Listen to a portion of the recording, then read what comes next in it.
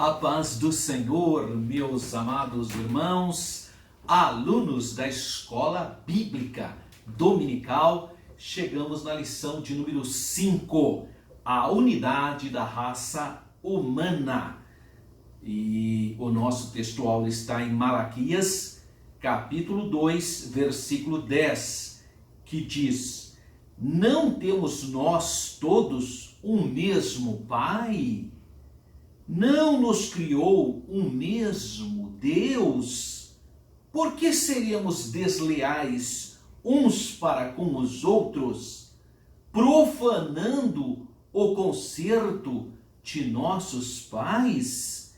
E a verdade prática diz: apesar das muitas línguas, povos e nações, toda a humanidade provém de um único casal, Adão e Eva. Nesse sentido, somos todos irmãos aparentados. Muito bem, vamos pensar um pouquinho sobre esse textuário escrito pelo profeta Malaquias, capítulo 2, versículo 10. Não temos nós todos o mesmo Pai? Não nos criou o mesmo Deus? Por que seremos desleais uns para com os outros, profanando o concerto de nossos pais? Então são perguntas neste versículo. O contexto do nosso textuário está no segundo capítulo da profecia de Malaquias, entre os versículos 10 até o 17, que é o último versículo do capítulo 2. Quando ele aborda a respeito do casamento, e casamento com mulheres estranhas, e também ele fala sobre o divórcio, que são questões, segundo a colocação aqui do capítulo 2 de Malaquias, do versículo 10 a 17, ele põe assim, como preâmbulo: os casamentos com mulheres estranhas e o divórcio são ilícitos. Bom, aqui nós observamos que o profeta está exortando o povo de Israel, povo que havia voltado do cativeiro babilônico e está se reorganizando. E o profeta então os exorta sobre alguns costumes que eles herdaram dos povos pagãos, dos povos estrangeiros. Então, ele começa a dizer que o povo de Israel, nesse caso a gente vai chamar de judeu, porque foi o reino de Judá que foi levado para a Babilônia, então eles voltaram como judeus, mesmo sendo de tribos diferentes, mas todos ficaram como judeus devido a essa denominação de reino de Judá. O reino de Judá era composto especificamente da tribo de Judá e de Benjamim. Mas quando foi destruído 100 anos antes o reino do norte, das outras 10 tribos, o reino de Israel, aquelas 10 tribos, muitas famílias piedosas foram morar no reino de Judá. E eles foram levados para o cativeiro e vieram todos apelidados ou denominados de judeus. E aqui o profeta Malaquias está chamando então essa população judaica de filhos de Deus, então no sentido espiritual. E se eles eram então filhos de Deus, eles eram irmanados, um irmão de outro. Infelizmente, eles não estavam respeitando os laços familiares, e isso era algo muito ruim, porque todos sabem que a estrutura familiar é algo essencial para uma nação forte, coesa, organizada.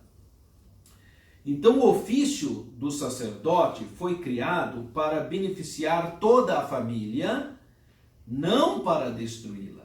Então é uma exortação à liderança de Israel, à liderança religiosa. E então o Deus Pai, que é o Criador, dignifica os homens e as suas obras, mas aqueles maldosos, praticantes de perversidades que prejudicavam e prejudicam o povo, anularam a intenção divina. Todos os homens, então, como filhos de Deus, são dignos de consideração, de respeito, de fato. Os poderosos, as pessoas que têm autoridade, elas têm poder, mas esse poder não é para explorar, prejudicar, criar encargos sobre as pessoas. É o contrário. Na perspectiva bíblica, nós recebemos poder, destaque, autoridade para melhor servir e não para ser servido. E o profeta Malaquias então vai repreender o caos reinante na sociedade de então. Os ministros devem servir como irmãos de todos, sendo responsáveis perante Deus, a responsabilidade espiritual. Ele é o doador, o Deus, nosso Deus, o Criador dos céus e da terra, é o doador da vida, completada com seu corolário de bênçãos constantes. Então, os profanadores desse pacto divino, eles prejudicavam a família estabelecida por Deus. Então, muitos, desrespeitando esse pacto, acabavam prejudicando as famílias. Quase todas as infrações, na verdade, afetam alguém. Então a pessoa fala, eu agi assim, mas esse é um problema meu. Normalmente não é problema seu. Um ato, uma infração que alguém comete, seja o pai, seja a mãe, seja o filho, seja o avô, seja o parente mais próximo, isso terá consequências em outros. Na sociedade é assim também. Uma pessoa que desenvolve uma má gestão em um cargo administrativo traz consequências para todas as pessoas. Então, olha só, não tem jeito da pessoa falar, mas eu fiz isso, é um problema meu. Não, existem efeitos colaterais.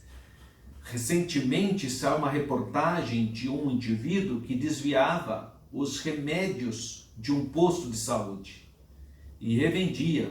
Isso eu diria que isso aí é uma profanação imensurável.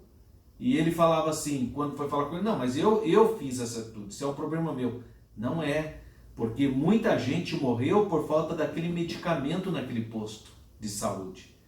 Então, você está vendo que as consequências de um ato de desobediência a um elemento do que significa justiça traz consequências, às vezes, para toda uma sociedade.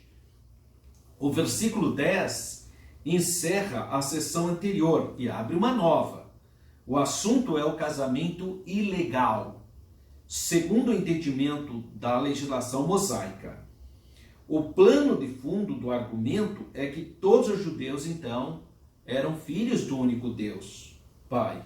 Portanto, era a família de Deus. E dessa família, então, veio toda a humanidade. Em outras palavras, a paternidade de Deus na visão de Malaquias, nesse caso especificamente do capítulo 2, estava limitando-se ao povo eleito, ao povo judeu.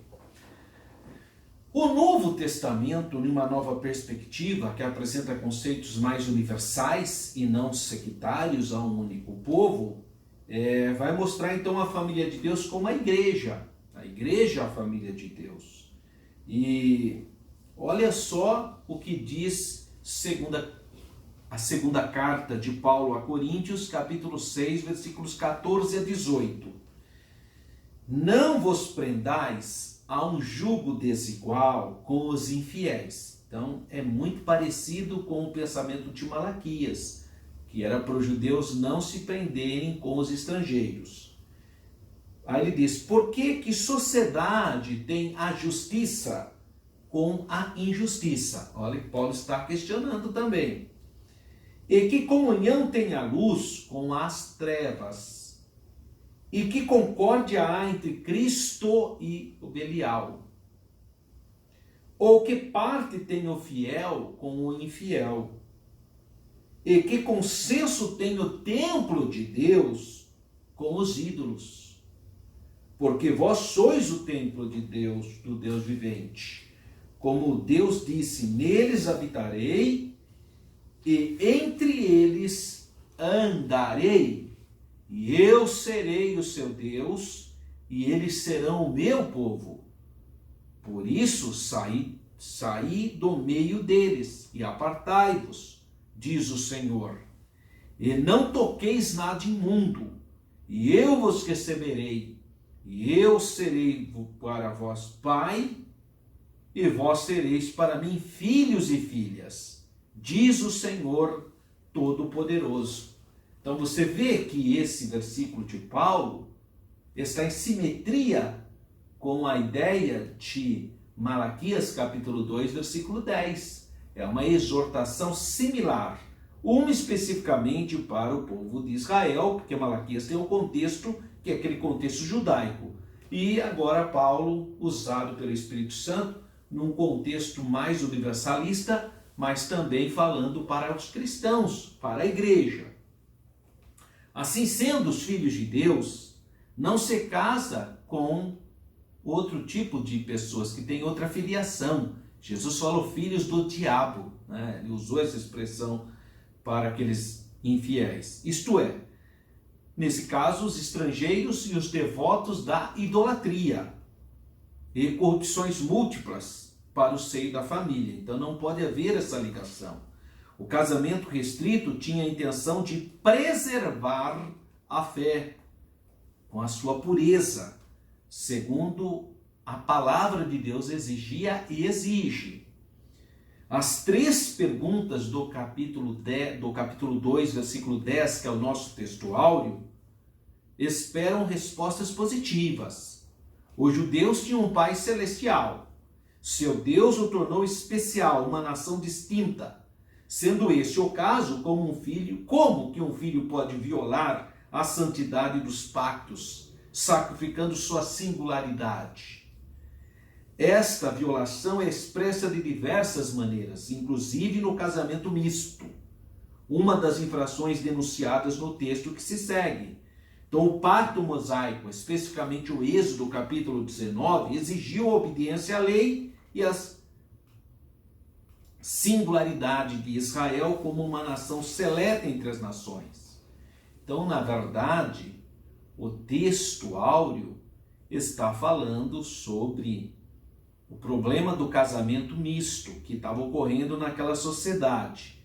E nós podemos fazer um paralelismo também com a mesma ideia em relação à igreja, para que a pessoa que nasceu de novo, que foi remida, que conhece as coisas de Deus, também não deve se unir com pessoas que têm outras devoções que não glorificam o Deus único. Então, Paulo nos orienta a isso numa mesma perspectiva em 2 Coríntios capítulo 6. Agora, claro que o autor dessa lição está falando da unidade da raça humana. Então, por isso que ele vai usar o versículo, mas o contexto não é esse, o contexto é outro. É sobre casamento, sobre a mistura com casamentos com jugo desigual. Mas a ideia é que se Deus é o Pai de todos, então toda a humanidade tem a mesma origem. Muito bem. A leitura bíblica em classe está em Atos, capítulo 17, versículo 22 a 28. Os objetivos da lição é, primeiro, apresentar a unidade racial do ser humano.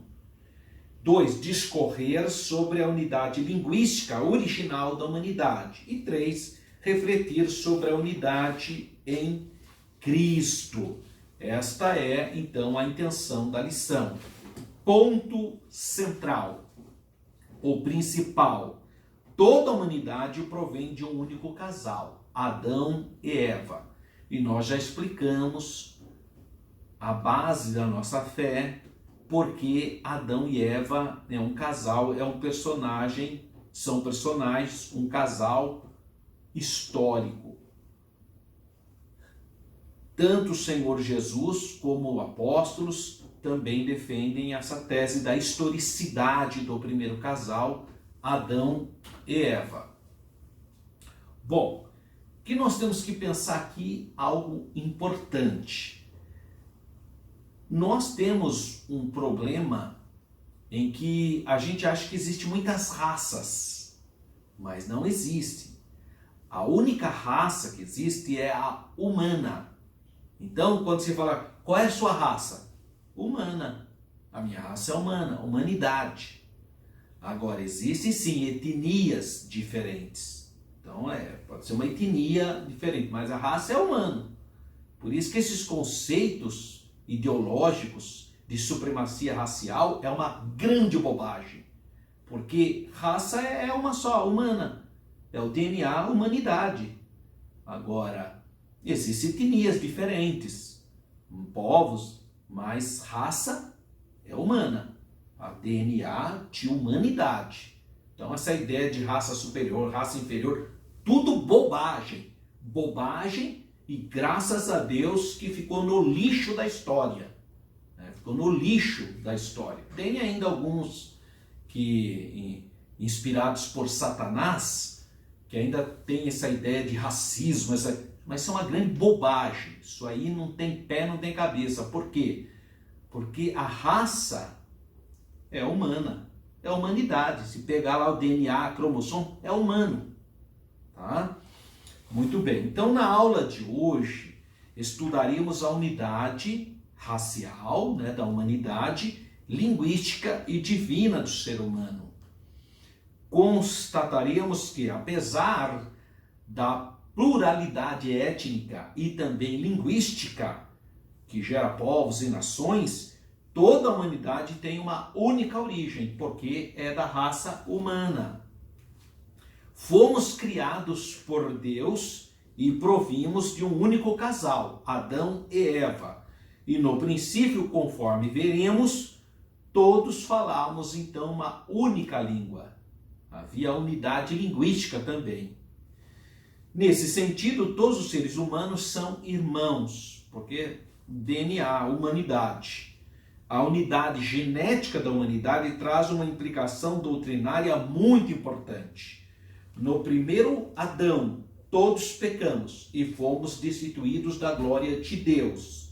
Todavia, em Jesus Cristo, o perfeito homem, o último Adão, todos sem exceção podemos ser salvos e reconciliados com Deus.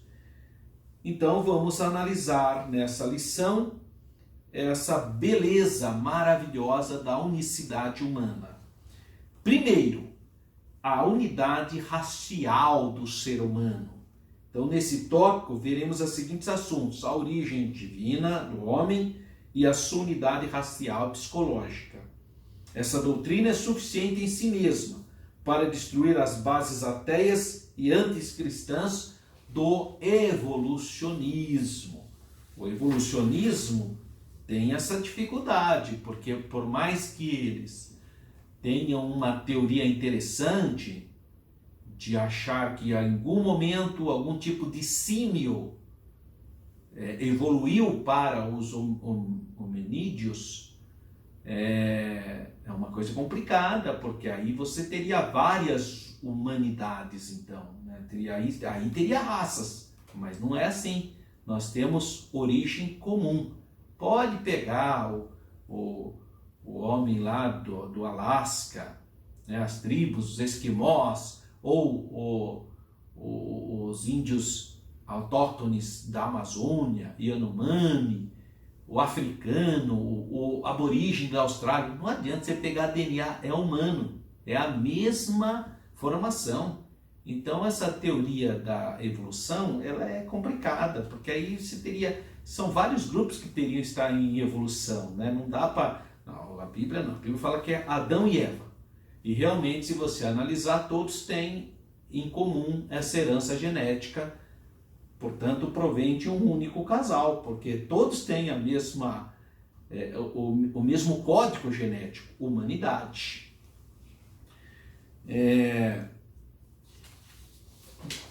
A origem, então, divina do ser humano.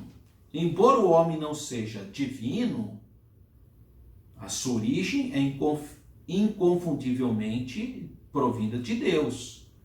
pois a sua criação foi decretada e executada por Deus. Então Deus tomou essa iniciativa. É nesse sentido que eu estou falando da origem divina do homem. Não estou dizendo que o homem é divino, estou dizendo que ele foi uma criação de Deus.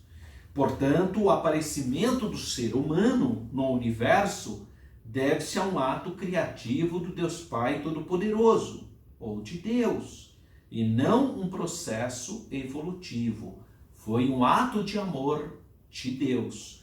Por isso que nós sempre declaramos, cremos em Deus Pai Todo-Poderoso, o Criador dos céus e da terra, das coisas visíveis e das invisíveis. Graças a Deus. 1.2. A unidade racial do ser humano. Bom, então, ao contrário do que narram as mitologias pagãs, a Bíblia Sagrada afirma que todos os homens, apesar da pluralidade e diversidade cultural, linguística, todos provêm do mesmo tronco genético, têm o mesmo DNA humano de Adão e Eva. Logo, existe apenas uma única raça humana. Uma única. É o que eu venho dizendo desde o início. O racismo, por conseguinte, é uma distorção maligna, satânica, do ensino bíblico quanto à unicidade genética do ser humano. Então, o racismo é algo intolerável, abominável. O racismo é abominável. É algo que, como eu disse, deve ficar no lixo da história. 1.3. A unidade psicológica do ser humano. Conquanto diversas culturas e etnicamente os seres humanos demonstram possuir uma unidade psicológica comum. Pode ter a cultura que for, tem uma similaridade, uma simetria psicológica. Enfim, todos os homens têm uma herança psicológica e emocional comum. As reações podem ser diversas, dependendo da educação, da cultura, de cada povo, mas as bases psicológicas são comuns. Olha que interessante. Então, o resuminho do tópico 1. O resumo do tópico 1, o que nós temos? Bom, nós temos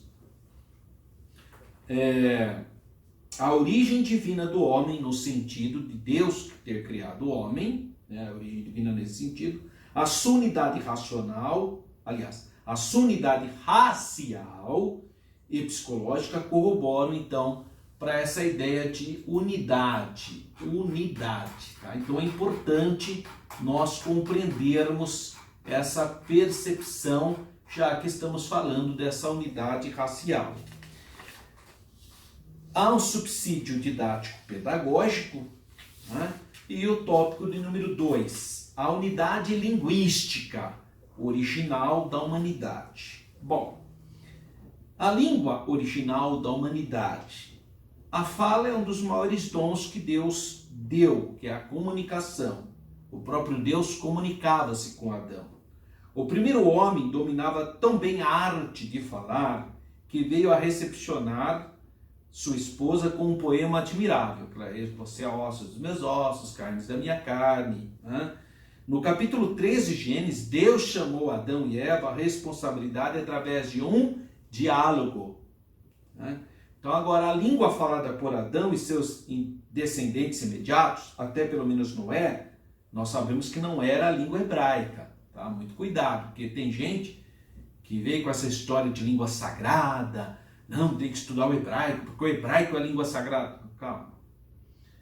A gente até entende que é uma língua religiosa, uma língua utilizada, porque a lei de Moisés foi revelada, mas de Adão até Noé, pelo menos, antes da multiplicação e pluralidade das línguas, a língua que Adão falava não era o hebraico. Nós podemos afirmar categoricamente. Mas como, professor Alberto? O senhor pode dizer que não era o hebraico? Não era o hebraico. Por quê?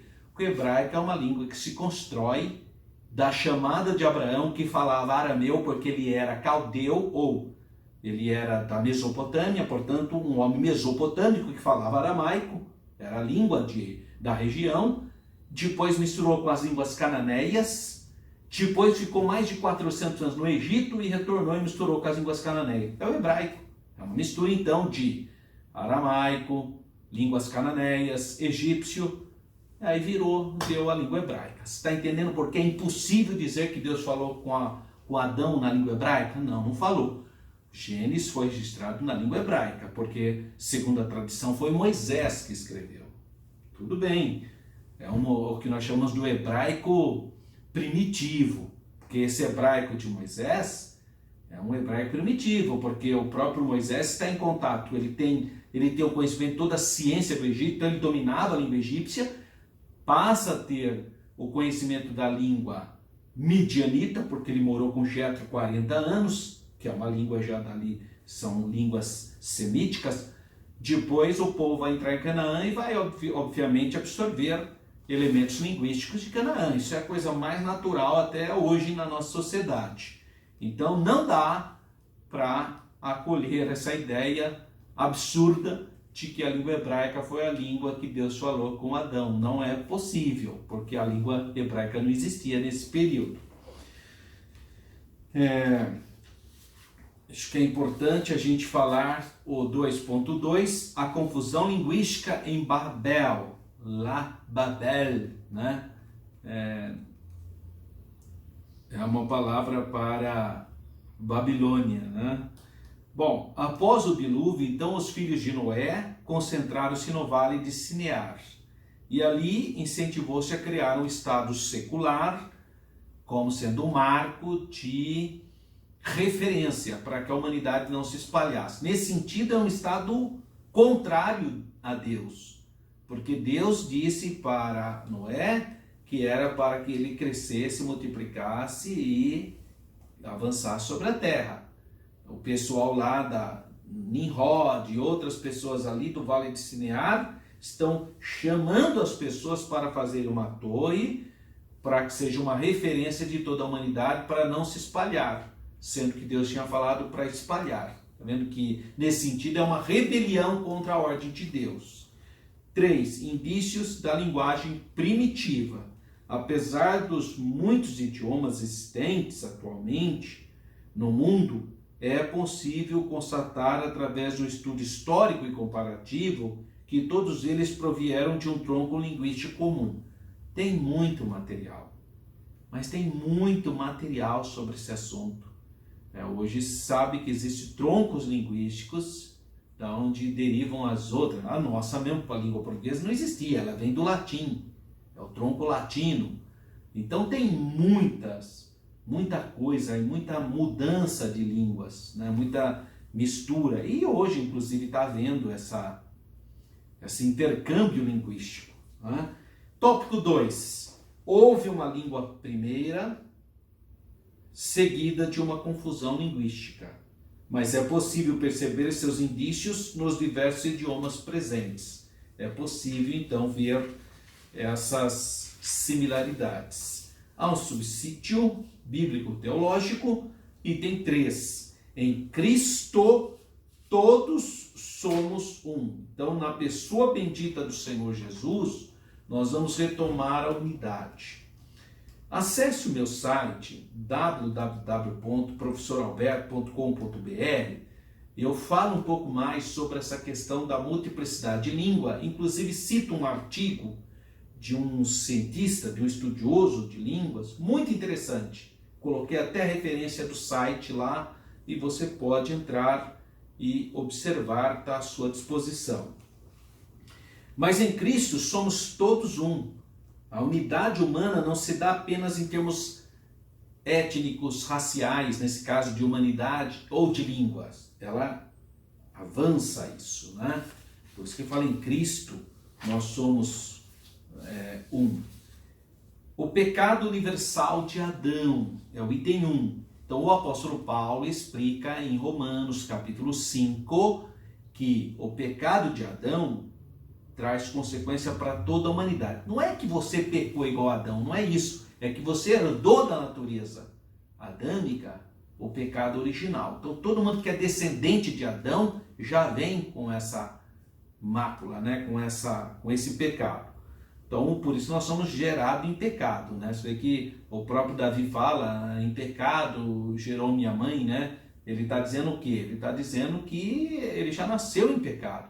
O próprio Evangelho de João diz a diferença lá, que Jesus não nasceu por vontade do varão, da varoa. Ele está dizendo que um nascimento aí que interrompe esse pecado original que todo mundo vai herdando, no caso de Jesus não, porque ele não nasceu pela vontade do varão. Então o pecado de Adão, quais foram as consequências? Consequências universais. Todos que descendem de Adão, então, têm essa culpabilidade que é o pecado original.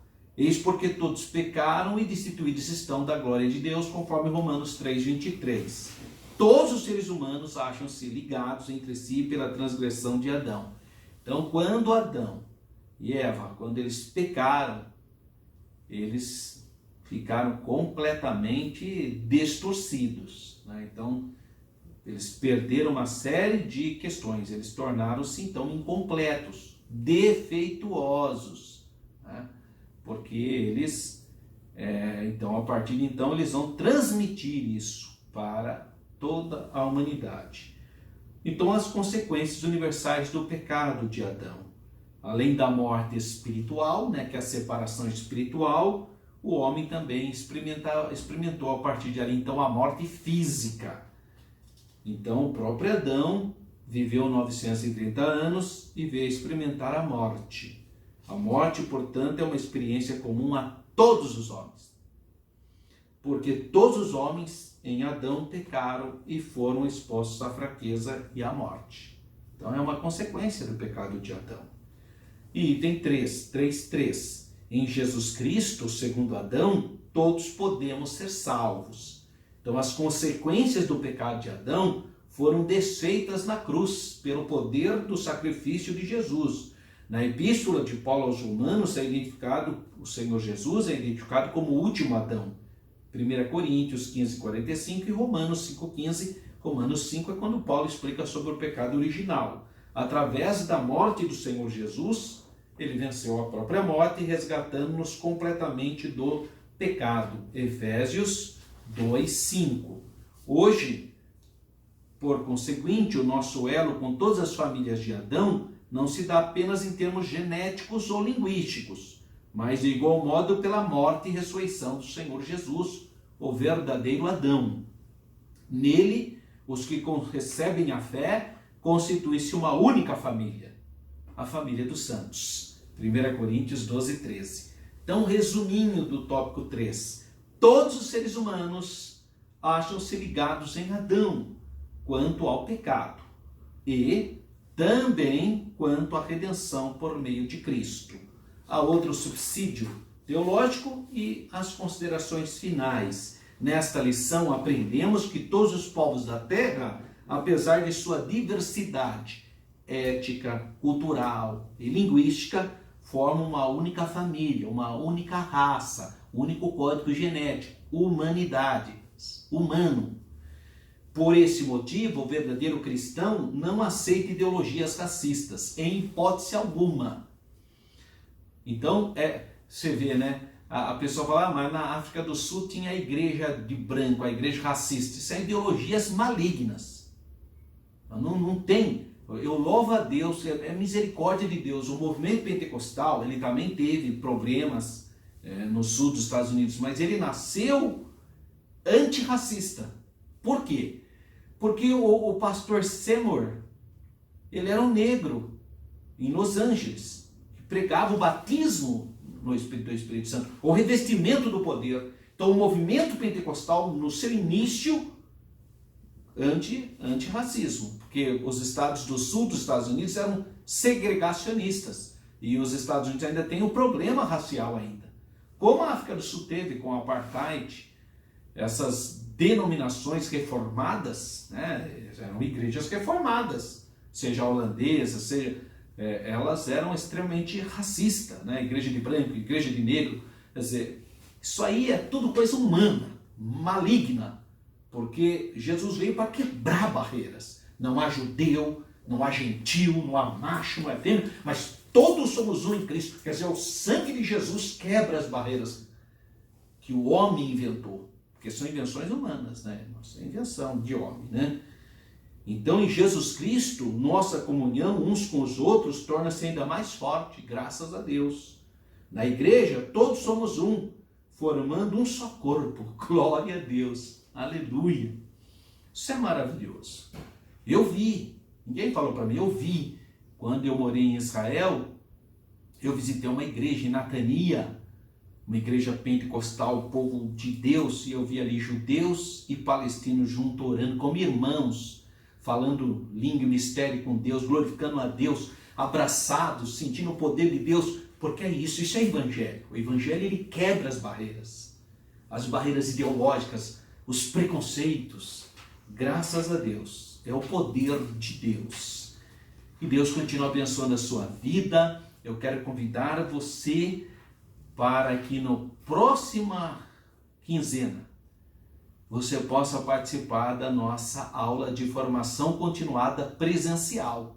Então, a partir agora da segunda quinzena de fevereiro, nós teremos a aula de formação continuada para professores de escola bíblica dominical, todo sábado das 16 às 17h30, na ESTEADEC, a Escola Teológica da Assembleia de Deus de Campinas, São Paulo. E eu também quero aproveitar a oportunidade para convidar você que tem recursos econômicos e quer investir em você. Você que é professor, que é pastor, que é aluno, que ama a terra de Israel. Eu estou fazendo a 6ª caravana para visitar a terra de Israel. São 9 dias, apenas 9 dias, somente Israel. A terra de Israel vai ser uma viagem abençoadíssima, novembro de 2020 agora, do dia 16 ao dia 24 de novembro de 2020, você vai pagar por essa viagem, com tudo incluso, exceto o almoço, $3.290. Você pode dividir isso em até 22 vezes e você pode participar, acompanhar a nossa programação. Eu vou passar para você aqui os telefones que estão sendo postos aí no final da nossa, aí na frente, né, do nosso vídeo.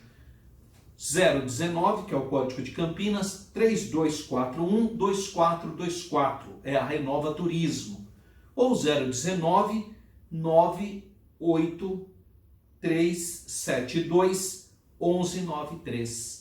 Renova Turismo. Liga lá, fala, olha, eu quero fazer essa viagem, eu quero participar da 6ª caravana do grupo do professor Alberto para visitar Israel em 9 dias. 019-3241-2424. 019-98372-1193. Liga, deixa lá seu nome, faz a divisão lá em 22 vezes ou paga à vista, como você quiser. São $3.290 e eu tenho certeza que vai ser uma viagem abençoadíssima. Quero lembrar você, hein? Adquira o livro Declaração de Fé da Assembleia de Deus. É muito importante você estudar essas lições utilizando como base a nossa declaração de fé, porque aqui todos esses temas que estão sendo estudados têm com muito mais profundidade aqui na nossa declaração de fé. Deus continua abençoando a sua vida. Fique na paz do Senhor.